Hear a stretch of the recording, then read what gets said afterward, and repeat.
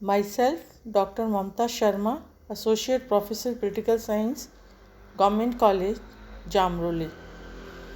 विद्यार्थियों, BA part first के first paper foundation of political science के इस वीडियो में आप सभी का हार्दिक स्वागत है, अभिनंदन है।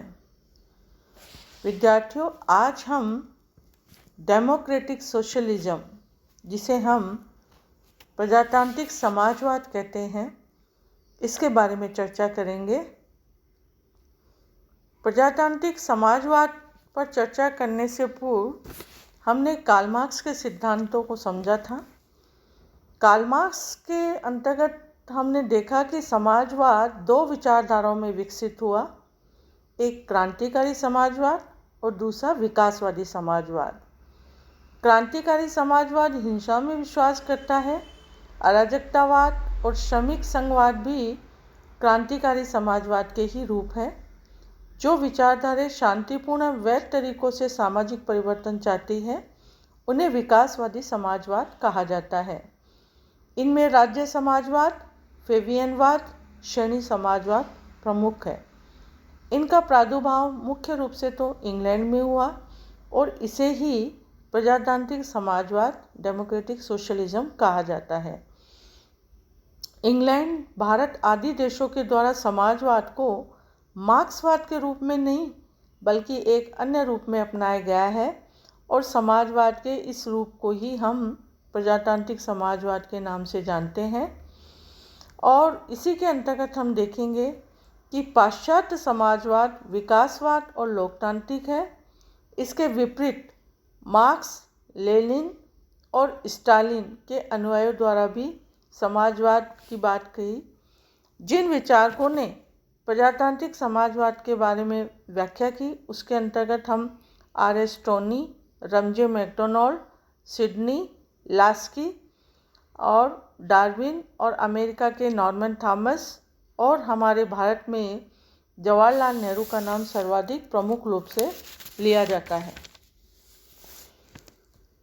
समाजवाद के अर्थ के बारे में अगर हम देखें तो समाजवाद एक कार्यक्रम है, एक व्यवस्था है, और यदि इस कार्यक्रम को क्रियान्वित करने के लिए प्रजातांत्रिक उपायों का आश्रय लिया जाता है तो ऐसी स्थिति में प्रजातांत्रिक समाजवाद का प्रादुर्भाव होता है। अब यह विश्वास सुदृढ़ होता जा रहा है कि समानता लाने के लिए स्वतंत्रता की बलि देना अनिवार्य नहीं है। अर्थात इसका तात्पर्य यह है कि समाजवाद के लिए प्रजातंत्र बाधक नहीं है और प्रजातंत्र और समाजवाद एक साथ कदम से कदम मिलाकर चल सकते हैं। इस संबंध में पंडित जवाहरलाल नेहरू जी ने कहा है कि राजनीतिक और आर्थिक शक्तियों का विकेंद्रीकरण तथा जन सहमति के तरीकों से न कि बल द्वारा स्थापित की जाने वाली व्यवस्था समाजवाद होगी। संक्षेप में प्रजातांत्रिक समाजवाद का उद्देश्य एक जाति विहीन, वर्ग विहीन समाज की स्थापना है जो जनतंत्र विचारधारा पर आधारित है और जिसमें वैयक्तिक गरिमा और सामाजिक न्याय पूर्ण रूप से देखने को मिलते हैं। तत्पश्चात हम main features of democratic socialism की प्रजातांत्रिक समाजवाद के कुछ सिद्धांत है जिसके ऊपर यह आधारित है।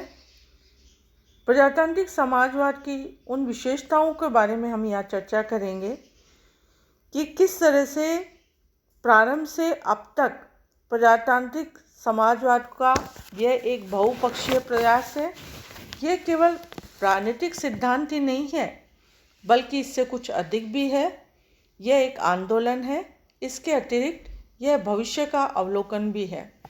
इस आधार पर हमने प्रजातांत्रिक समाजवाद के कुछ सिद्धांत या जिन्हें हम विशेषताएं भी कहते हैं वो देखने को मिलती है।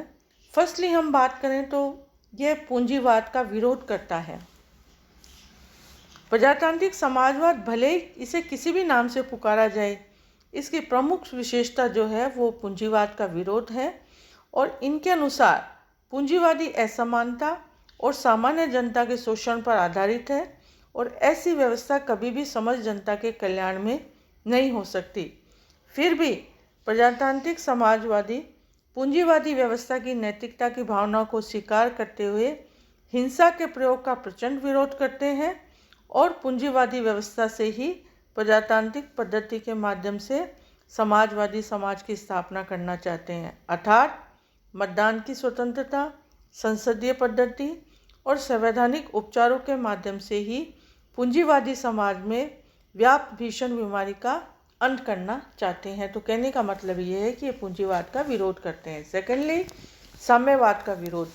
प्रजातांत्रिक समाजवाद साम्यवाद का विरोध इसलिए करता है कि साम्यवाद धर्म और नैतिकता के विरोध पर टिका हुआ है, वर्ग संघर्ष और हिंसक क्रांति की धारणा में विश्वास करता है और इसके अंतर्गत अधिनायकवाद को अपनाया गया है।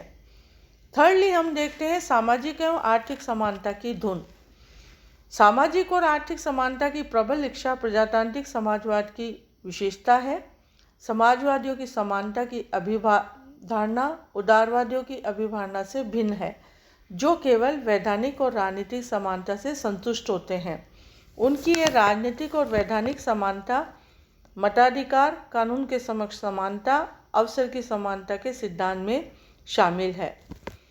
फोर्थली, हम देखते हैं कि सर्वाधिकारवाद का विरोधी और प्रजातंत्र का उपासक। प्रजातांत्रिक समाजवाद सर्वाधिकारवाद के सभी रूपों का घोर विरोधी है, क्योंकि सर्वाधिकारवाद से मानवीय व्यक्तित्व, उनकी स्वतंत्रता और गरिमा का कोई महत्व प्राप्त नहीं होता। अतः सर्वाधिकार के विपरीत वह समाजवाद का पूर्ण उपासक है और उसके द्वारा समाजवाद का मार्ग प्रजातंत्र के पूरक के रूप में अपनाया गया है। नेक्स्ट, हम इसमें बात करते हैं राज्य की जन कल्याणकारी भूमिका। समाजवाद प्रजातांत्रिक राज्य की एक सकारात्मक भलाई मानता है। ये राज्य को एक ऐसा यंत्र मानते हैं जिनके द्वारा पूंजीवादी सामाजिक व्यवस्था के अन्याय एवं असमानताओं को सुधारा जा सकता है और समाजवादी समाज के संक्रमण काल को प्राप्त किया जा सकता है। इसके अंतर्गत हम ये भी बताने का प्रयास करेंगे कि जिस तरह से मार्क्सवादी थ्योरी ने राज्यविहीन समाज, जिसे हम स्टेटलेस सोसाइटी कहते हैं, के लक्ष्य को लेकर चलते थे, जबकि प्रजातांत्रिक समाजवाद के सिद्धांत में राज्य का अस्तित्व समाजवाद की स्थापना के पश्चात भी बना रहेगा। फिर भी यह बात इस बात पर जोर देता है कि समाजवाद राज्य एक प्रजातांत्रिक संस्था होगी। नेक्स्ट, हम देखते हैं सकारात्मक स्वतंत्रता का समर्थन। प्रजातांत्रिक समाजवाद राज्य को केवल सुरक्षा संबंधी कार्य देने के पक्ष में ही नहीं है, अर्थात नकारात्मक स्वतंत्रता के स्थान पर सकारात्मक स्वतंत्रता का समर्थन करता है। दूसरे शब्दों में, वह राज्य कार्य में वृद्धि करने का पक्षधर है ताकि आम जनता के हितों की पूर्ति के लिए सकारात्मक वातावरण बन सके।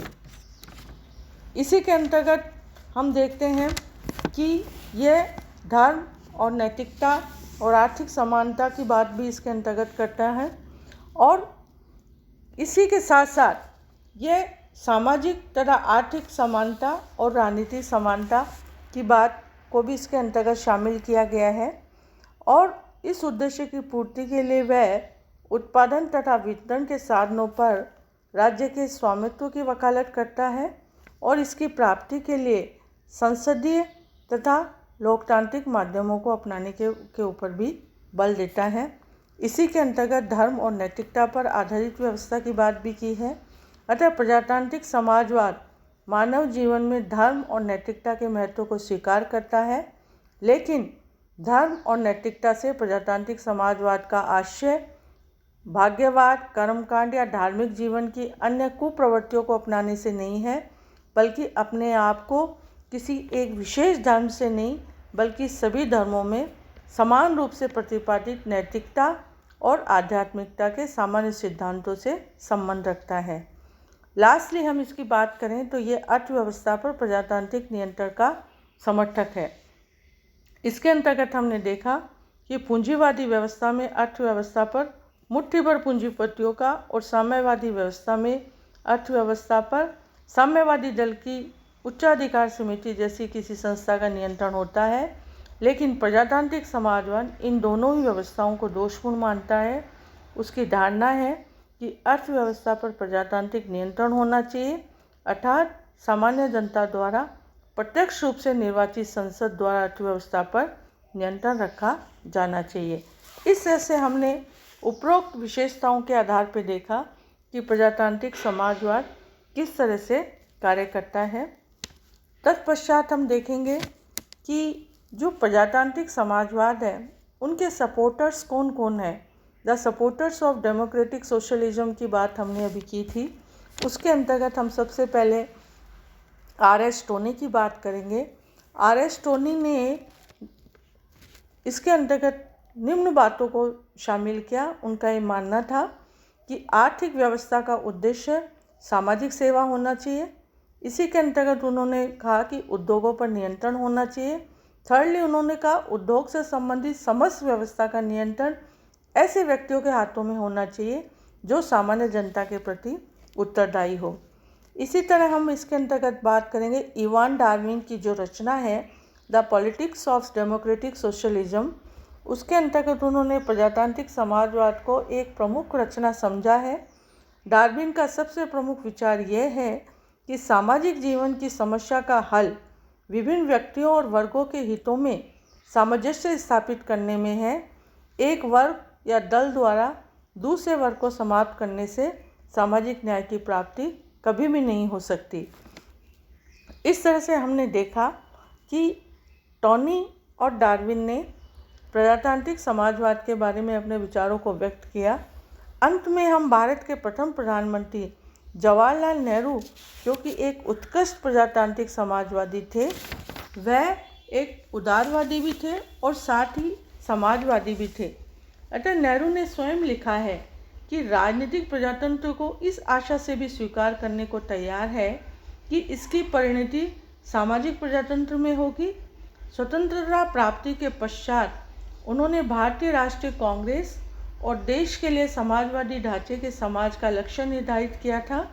उनकी समाजवादी आस्था के अंश और उनकी समाजवादी ढांचे के समाज की अवधारणा और भारतीय संविधान, जिसके वे एक प्रमुख शिल्पकार थे, में वर्णित सामाजिक न्याय और आर्थिक समानता के आदर्शों में से एकत्रित किए जा सकते हैं। अतः नेहरू की समाजवादी आस्था के तत्व उस सामाजिक व्यवस्था में भी देखे जा सके हैं जिन्हें उन्होंने पंचवर्षीय योजनाओं के द्वारा भारत में स्थापित करना चाहा। उन्होंने भारत के लिए एक मिश्रित अर्थव्यवस्था की नीति जो अंशतः पूंजीवादी और अंशतः समाजवादी होती है को अपनाया। अतः समाजवादी ढांचे के समाज के लिए नेहरू का मार्ग था सार्वजनिक क्षेत्र का विस्तार। इस तरह से हमने देखा कि प्रजातांत्रिक समाजवाद की उत्पत्ति किस तरह से हुई और कौन कौन से सिद्धांत इसके अंतर्गत शामिल किए गए और किन्होंने इनका सपोर्ट बहुत अधिक रूप में किया। तो हम आज के वीडियो में इतना ही देखेंगे। नेक्स्ट वीडियो में हम डेमोक्रेटिक सोशलिज्म के अदर एस्पेक्ट्स को देखेंगे। धन्यवाद।